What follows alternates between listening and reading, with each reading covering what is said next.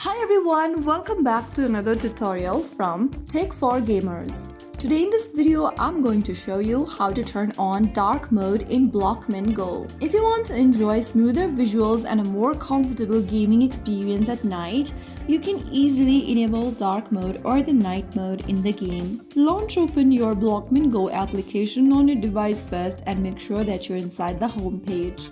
Once in the home page, go ahead and tap on the profile icon or the human icon at the bottom right corner. Soon after you do that, you'll open up this profile section.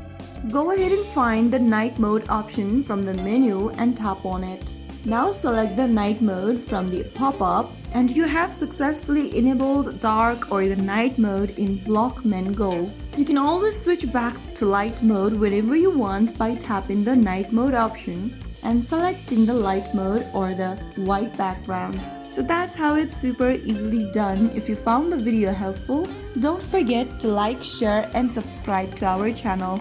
I will be back again in the next episode. Thank you for watching.